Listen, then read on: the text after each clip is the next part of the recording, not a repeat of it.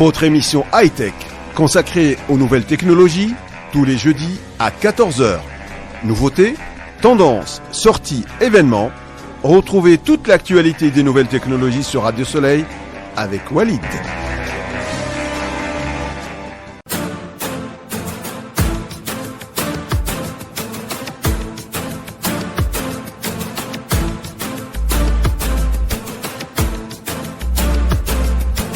Bonjour à toutes et à tous et bienvenue pour ce nouvel épisode de Soleil High-Tech sous les antennes de Radio Soleil.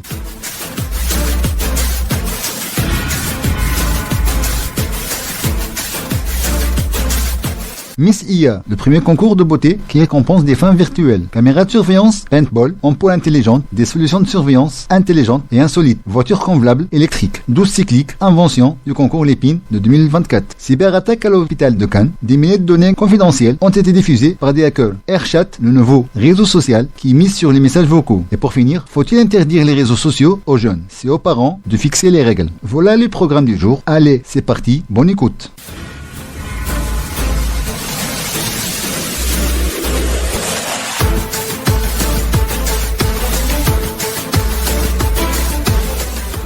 Un concours de beauté un peu particulier, nommé Miss IA, où, comme son nom l'indique, toutes les participantes sont virtuelles et générées par une intelligence artificielle. Le principe des World AI Creator Award est d'élire la plus belle femme virtuelle générée par une intelligence artificielle. Les outils sont nombreux, qui permettent de créer une femme ou un homme à partir d'un simple prompt. De quelques mots plus ou moins précis. Créez-moi une femme blanche au visage fin, aux cheveux blancs et aux lèvres pulpeuses. Les résultats sont absolument incroyables de réalisme et dans la plupart des cas, aujourd'hui, il est impossible de savoir à l'œil nu si la personne existe vraiment ou non. Dans le cadre de ce concours, n'importe quel créateur peut envoyer son modèle de rêve qui sera jugé sur plusieurs critères. Esthétique, comme tout le nom l'indique, la beauté et la présente. Pour l'intelligence, là encore, c'est l'intelligence artificielle qui répondra. La technologie, la qualité des prompts utilisés pour obtenir ce visage virtuel, mais aussi le niveau de détail de rendu visuel final, les mains, les yeux. Et enfin, la popularité sur les réseaux sociaux, car ces modèles virtuels ont des comptes Instagram ou TikTok. Le nombre d'abonnés de la récolté comptera aussi dans les récompenses et les délibérations.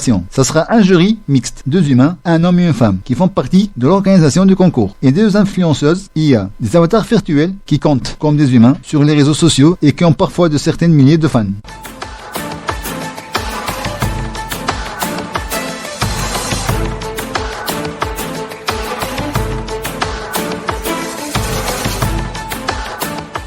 Une solution assez étonnante pour lutter contre les cambriolages. Des caméras de surveillance qui tirent des balles de pinball. S'ils détectent un intrus, ils tirent à vue de balles de pinball et de gaz lacrymogène. C'est le principe de la PinGam. Actuellement en cours de financement sur Internet. Une caméra intelligente équipée d'une intelligence artificielle de reconnaissance faciale, comme un certain nombre de modèles le proposent déjà. Il suffit de se renseigner par des grands nombres de personnes que la caméra va identifier et dès qu'un intrus s'approche de la maison, l'utilisateur va recevoir une alerte. Mais avec un petit twist supplémentaire, elle va envoyer un petit rayon laser rouge sur l'intrus et le suivre à la trace. S'il ne part pas de là, elle se met à métrailler des billes de pinball. Il existe aussi des caméras connectées qui permettent de surveiller sa maison et qui ensuite détectent tout mouvement suspect depuis l'écran de son smartphone. Il y a les modèles classiques qui existent depuis quelques années maintenant. Vous placez cet objet assez discret dans votre salon, par exemple, vous allez pouvoir voir par les yeux de la caméra sur votre smartphone quand vous êtes sur votre lieu de vacances. Autre solution, des ampoules intelligentes qui permettent de simuler sa présence à la maison même quand il n'y a personne et qu'on est parti en vacances. Ce sont des ampoules qui vont s'allumer et s'éteindre pour dissuader les voleurs d'entrer chez vous en leur faisant croire que vous êtes toujours là. Certains sont équipés de petits capteurs de présence et elles vont apprendre vos habitudes. Quand vous n'êtes pas là, elles vont ainsi reproduire ce schéma de présence en allumant les pièces une à une. Et pour surveiller ce qui se passe dans le jardin, un drone de sécurité résidentielle, le principe est simple. Des capteurs cachés dans des lampes de jardin détectent la présence d'un intrus en faisant la différence entre un chat et un être humain. À ce moment-là, un drone va sortir de sa rue dans le jardin et se met à filmer l'intrus. Les images sont retransmises en direct sur une application sur votre smartphone, mais il faut faire attention. Il coûte déjà autour de 10 000 €.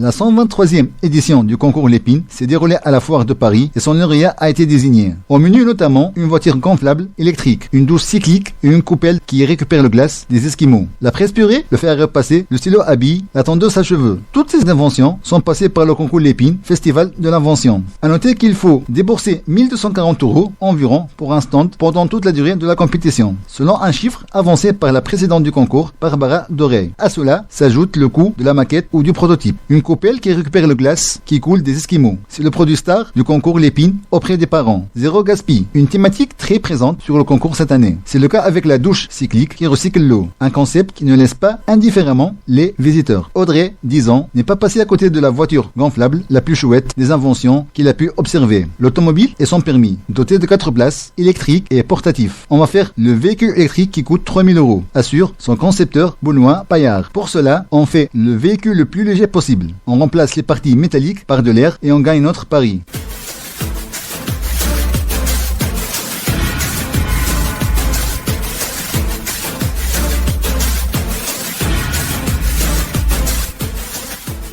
La première partie vient de se terminer. On vous laisse avec une petite pause musicale et on vous retrouve dans quelques instants. Restons connectés, restons actifs.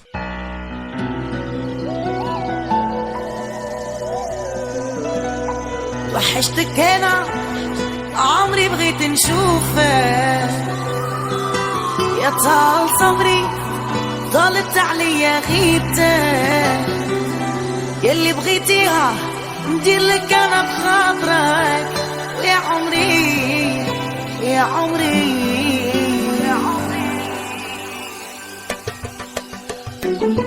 منك مشخر مراسك تنشومي مسيرتي ميانكس نورتاجومي فوقي ساريتس أريتس أريتس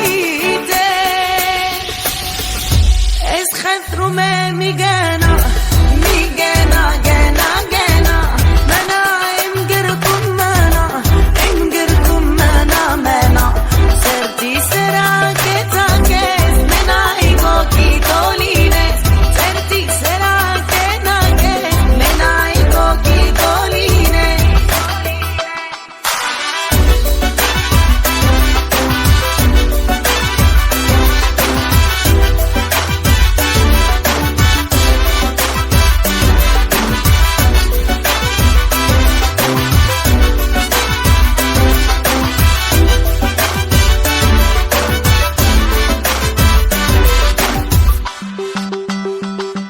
مانيش مليح مضريت من قلبي بزاف وداري بيا ربي جيسكا كون قاعدي فيا تعذبي عندي غنتي عندي غنتي مانيش مليح مضريت من قلبي ركبيت بزاف وداري بيا ربي جيسكا كون قاعدي فيا تعذبي عندي غنتي عندي غنتي اسخن ثروما ميغانا ميغانا جانا جانا مانا امقركم مانا امقركم مانا مانا سرتي سراكتا كيس منا ايكوكي دولينس سرتي سراكتا كيس منا ايكوكي دولينس توحشتك انا وانا جانا توحشتك انا وحشتك انا عمري بغيت نشوفك يا طال صبري طالت عليا غيبتك يلي بغيتيها ندير لك انا بخاطرك ويا عمري ويا عمري ويا عمري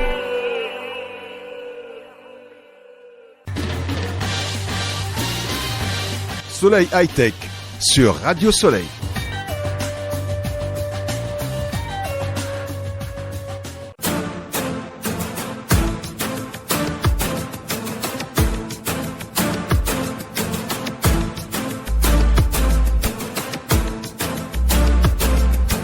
De retour dans Soleil High-Tech, on termine avec vous les dernières actualités dans le monde technologique. Le jeudi 2 mai 2024, le centre hospitalier Cannes-Simone Veil a confirmé que 61 gigas de données médicales et personnelles ont été publiées sur Internet suite à une cyberattaque le 16 avril dernier. Après la cyberattaque lancée il y a 2 semaines sur l'hôpital de Cannes, les hackers avaient fixé un ultimatum. La direction de l'hôpital avait jusqu'à mardi soir, minuit, pour payer une rançon dont on ignore le montant. Faute de quoi, les informations hackées seront publiées en ligne. L'établissement a refusé de payer et l'avait fait savoir publiquement. Résultat, le jeudi 2 mai, 61 gigas de fichiers informatiques ont été mis en ligne. On y trouve tous les documents internes à l'hôpital, administratifs et pas mal d'autres choses. Mais surtout, il y a également des informations beaucoup plus sensibles qui touchent à la fois le personnel et les patients, comme des comptes rendus médicaux, des bulletins de salaire, des coordonnées bancaires ou encore des copies de pièces d'identité. Tout cela risque fort d'être revendu ou récupéré par d'autres malfaiteurs pour se livrer ensuite à des escroqueries. Une enquête est en cours, menée par des gendarmes spécialisés dans ce genre de cyberattaque. En attendant, l'hôpital Simone Veil a retrouvé le fonctionnement quasi normal après le dernier blockout.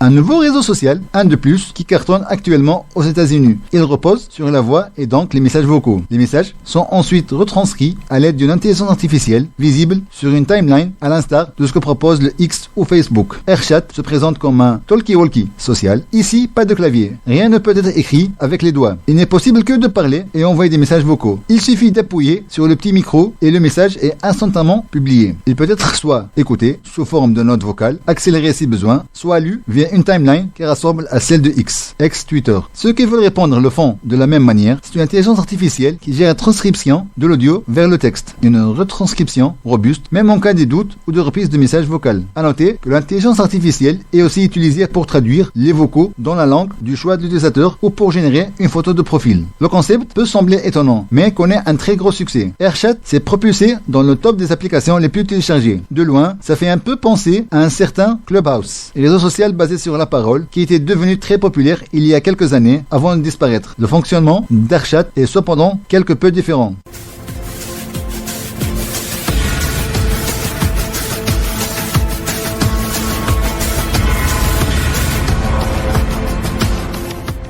Un apport est remis à Emmanuel Macron il y a quelque temps sur la question de l'utilisation des écrans par les enfants. La stratégie des géants du numérique pour rendre addicts les jeunes est mise en question, même si certains notent que les consensus scientifiques sur l'addiction aux écrans et leurs effets sur le développement de l'enfant n'est pas total. Un constat alarmant mais trop alarmiste. Un rapport sur l'utilisation des écrans chez les jeunes est remis à Emmanuel Macron le mardi 30 avril 2024. Il préconise notamment une interdiction au moins de 3 ans, un accès extrêmement limité jusqu'à 6 ans, d'interdire tout téléphone portable avant 11 ans et d'y intégrer Internet qu'à partir de 13 ans. Emmanuel Macron, lors de son discours sur l'Europe à la Sorbonne, a défendu le principe d'une majorité numérique à 15 ans au sein de l'Union européenne. Des recommandations intéressantes selon le docteur Jérôme Marty, médecin généraliste et chroniqueur dans les grandes gueules. Le praticien s'inquiète en revanche sur l'application de telles mesures. Un avis appuyé par Raphaël Grabi, chef de service tech de la BFM TV, qui estime que vérifier l'âge des jeunes avant d'utiliser un réseau social semble un challenge techniquement irréalisable.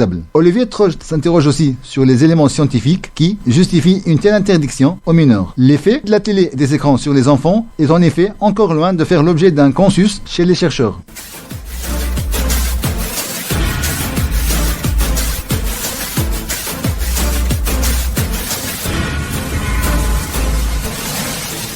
On arrive à la fin de notre émission Soleil High-Tech. J'étais ravi de passer ce moment avec vous. Et encore une fois, je vous donne rendez-vous la semaine prochaine sur les antennes de Radio Soleil.